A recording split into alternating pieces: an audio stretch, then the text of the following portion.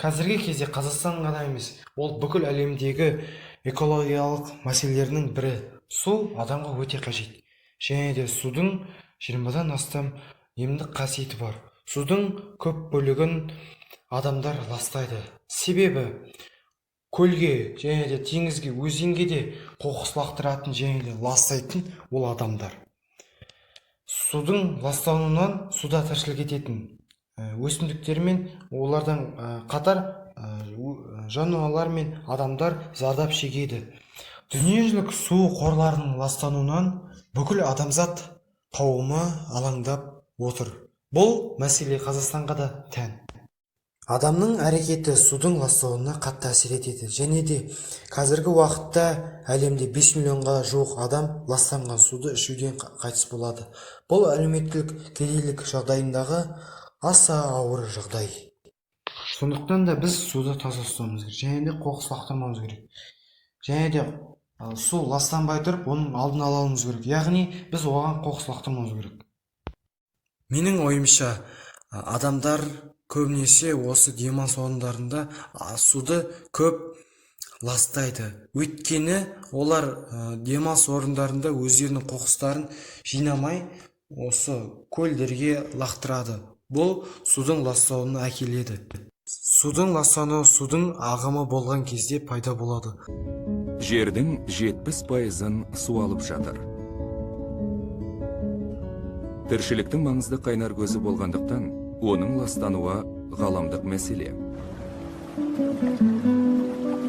Зиянды заттар өзенге, көлге және теңіздерге түскенде су сапасы нашарлайды. Бұл судағы тіршілік пен адам денсаулығына зиян тигізеді. Көп түрлер ластанған суда тіршілік ете алмайды. Сондықтан біз судағы жануарлар мен өсімдіктер арқылы ластанудың бар жоғын біле аламыз. Судың көп бөлігін адамзат ластаған. Ауыл шаруашылығында қолданылатын химикаттар су ластануының негізгі көзі. Фермерлер дақылдардың өнімділігін арттыру үшін оларға тыңайтқыштар мен пестицидтерді себеді. Бұл заттар жауын-шашын түзген арналар арқылы табиғи су жолдарына жетіп, эвтрофикацияны тудырады.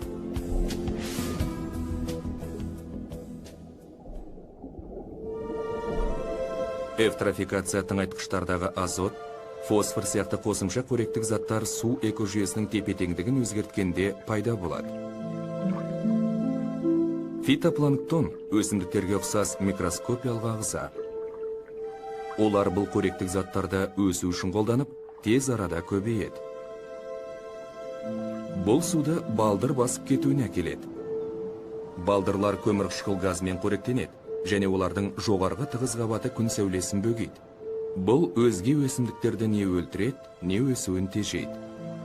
Өсімдіктер өлгенде, судағы еріген оттегін тұтынушы бактериялар арқылы бұзылып шірейді. Ақыр соңында су өлім аймағына айналады.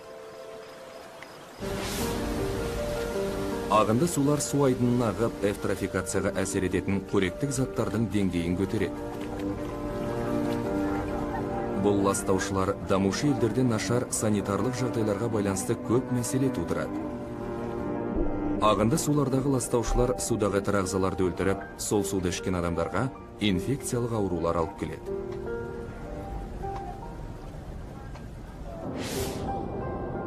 Өндірістік қалдықтар құрамында көбіне сынап сияқты улы заттар болады, және олар жақын маңдағы су арналарына түсуі мүмкін.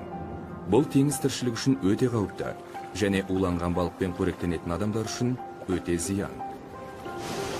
Сондай-ақ, суды ластаушы мұнай, қышқыл жаңбыры және радиоактивті қалдықтар сияқты өзге де заттар бар.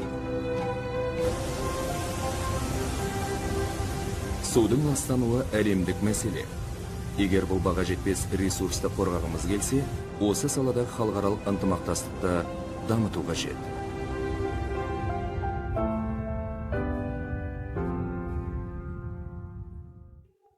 Су тіршіліктің қайнар көзі. Және де судың 20 емдік қасиеті бар.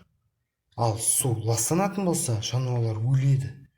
Өсімдіктер мен шөптер, бұталар, ағаштар қурайды. Лас су адам денсаулығына өте қатты зиян. Ал егер адам лас суды ішетін болса, ол адамның денсаулығы сыр береді, және де ол түрлі аурулармен ауыратын болады. Адамдар сусыз өмір сүре алмайды.